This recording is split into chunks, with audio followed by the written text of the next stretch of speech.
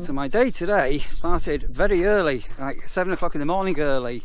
John, the guy who owns the site, has been down to do some groundworks, which I'll explain in a moment. And he said he was coming between 9 and 10. Anyway, he arrived at 7 this morning. Our new people in the distance, you probably can't see, they've now moved their touring caravan from our touring pitch to their new seasonal pitch, so it's moving day for them. Brilliant. So yeah, so part of this site we've got a cottage attached to it. So there's been car parking at the front of it that was grass parking, and to cut a long story short, we've put a proper dressing down now. So that's what today's been about. But whilst he's got his mini digger here, we've moved a lot of the soil that was dug out. I'll show you down here, onto a bit of a, it's not a compost heap, but it's a decompostable heap of grass and old bits and bobs. So so we were going to manually down here, we had a big grass pile all the way back here, but now we've got the mini digger here. We've managed to scoop all of that up and all the rest of it, but as I say, it's all soil, so it's all it'll be full of rabbit holes that soon. And then when I come to, we're going to flatten a little area, and then when I come to be dumping grass, it'll go into this pile here, so it's going to be much better and get a lot more space. So that was that one. And then I've got a pitch here, you can see that pitch, which is hard standing, but I've got no idea why that hasn't got a running on it. So I don't know, if you put a motorhome on there and it's wet or anything, it potentially could cause problems, and we're going to get a running sort of put onto there, so that'll make that a lot better going forward. So all being well, that's going to get done today and out of the way. Right, so I've got Paul and Wendy frantically working away in the cafe, so they're putting their stamp on the place. So they're moving a big lumpy old table we're going to take out, which used to be set up over there. You'll have seen it on another video. And yeah, it's more spacious, isn't it? It's definitely more spacious. They've got the hot water machine thing working, going. And coffee machine. There's a little Bay Marie here, and exciting plans. So yeah, I keep calling Paul Dave, so yeah, so if I refer to Dave, it's Paul, but if I refer to Paul, it's Dave. My name's Paul. Paul and Wendy. I will get this right. So eventually you will. Yeah, all taking shape nicely. So yeah, they're working really hard. Right, I'm going to move a table. Let's see how we go with this. Right, so we've had good progress with the cafe well and truly underway. Fingers crossed there'll be some kind of things happening there by the weekend. I've had a visit from John, who owns the business, and some amazing news. They've got a new campsite they've just purchased, so more details on that at the end of this season, and everything. So that's going to be 3 campsites on their portfolio, which is wonderful news. The pitch down at the bottom, number 10, has now been dressed, and the sort of compost pile has all been put back. We're going to have a discreet look down there, because I've actually got somebody on pitch number 10, so I'll just try and be a little bit discreet. But you can see some of the work that's taken place today. It's looking dapper. So I'm just with a fantastic couple here who are staying with us. So that's all nicely dressed from what you saw earlier on today. Look how beautiful that is. No idea why that wasn't done originally. Rightio, so this is you saw before, so this pile was where I am now, and that's all at the mini digger all the way back, all the way up here. So I've got a little ramp up here now, so when I come to empty the grass cuttings, I'll be able to ramp the way up, get onto there and start there. But that's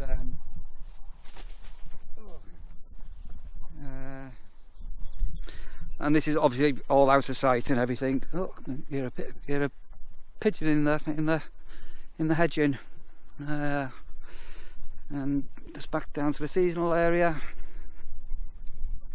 All looking good, and the people with the new seasonal caravan there in the distance, and got the awning on, all set up beautifully. Right, let's go and say hello to Russia.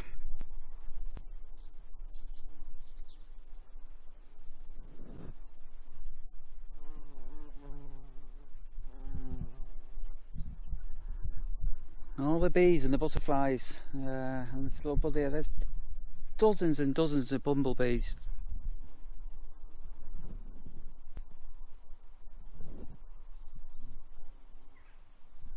Yeah, absolutely marvellous.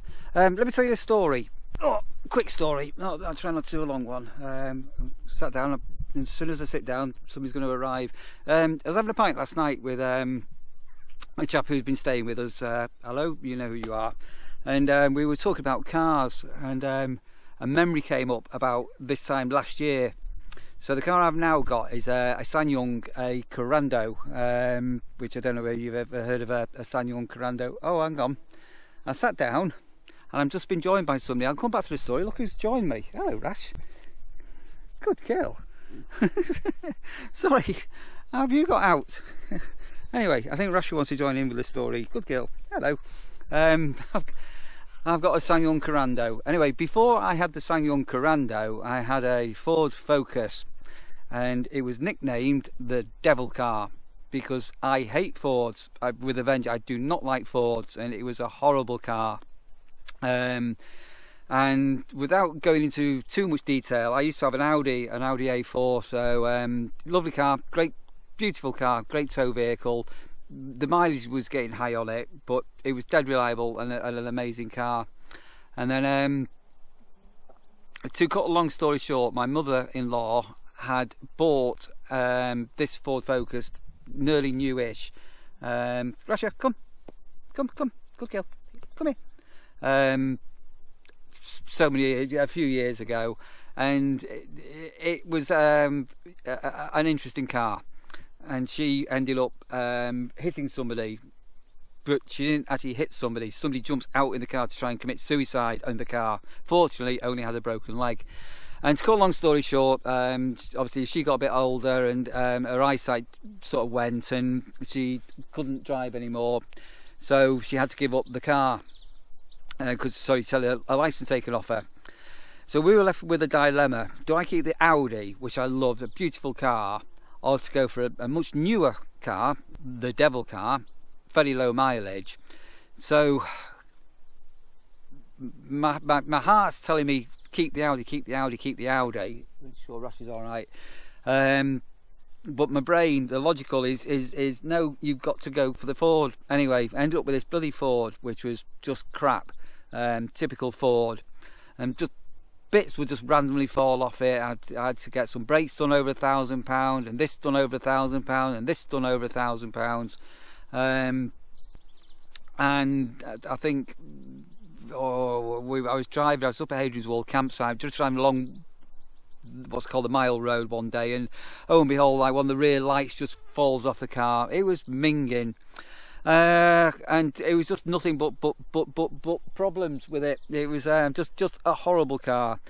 And then to cut a long story short, last year when I was at Dolbrin in West Wales looking after a campsite, I stumbled across a SsangYong Korando, which I'd never heard of.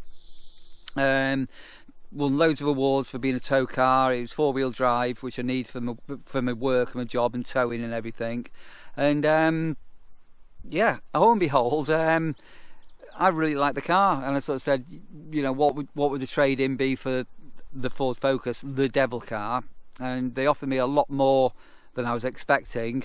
And within a couple of weeks, lo and behold, the Devil Car had gone, and the SsangYong Korando came into my life. So yeah, the Devil Car.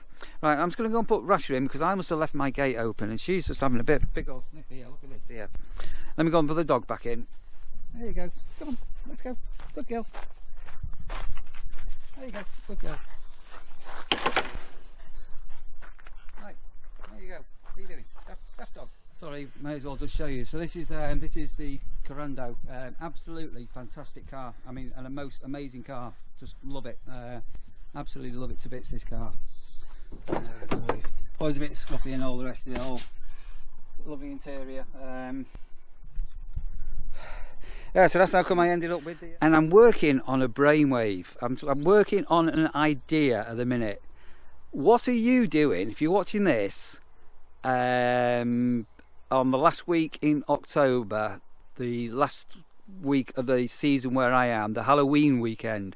What are you doing then? Because I've got an idea of something that I'm planning on. I'll come back to that maybe tomorrow or the day after, because it could be fun. Right, I've actually also made another decision, which is very unusual, this one. So I know some of you are only here quite recently, but I've worked on a number of sites over the years. I've been in Northumberland, I've been in South West Wales, I've been in Somerset and South Lake District, and I'm now here in Lincolnshire. And I've always only stayed at a site for a season. Anyway, to cut long story short, John, the owner from this site, has asked me if I'm coming back next year, and I've made a decision that yes, I will be. So yeah, that's feels a bit strange that I'm not going to be going home in winter to look for a new wardening job. So I'm going to be back at the nurseries next year, and as I say, I've got some ideas that I'm working on at the moment. Right, my day's almost done. I've still got another couple of check-ins which are going to be late by the looks of things. So let's make my way up to the barn and go and lock up the door for tonight. Blue sky, sun's out, t-shirt on, weather's nice. Right, I'm back back where I start my day off, back in me barn. That's yeah, the little yellow pedal's been out today. Yeah, so that's a wrap for today. It's been a sort of quite a mixed day really, with bits and bobs that have been going on, and it started very early, 7 o'clock this morning, but hey ho. So time to get some tea, lock up. I'm going to give these couple of people that aren't on here a quick call at the moment to see if they've got an ETA, so I know where I'm standing. And fingers crossed they shouldn't be too late tonight. I'm only going to have a pint on a Tuesday. I did go out last night. Shall I be a devil and go out 2 nights running? That's the question.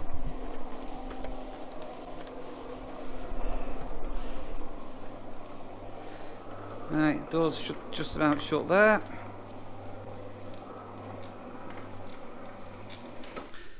Okay. Oh, I've got access to another garage which I need to show you at some stage. Okay, that's it, I'm off. So if you've not already done so, you know what to do. There's a subscription button down there below. You can go and subscribe to the channel if you've not already done that. If you want to go and smash the like button, that will just help me grow the channel a little bit. As ever, any comments, fire them down there below. And if you are new here, a new subscriber, thank you ever so much for being with us. Right, look after yourselves everybody, take care, and I'll catch you on the next one.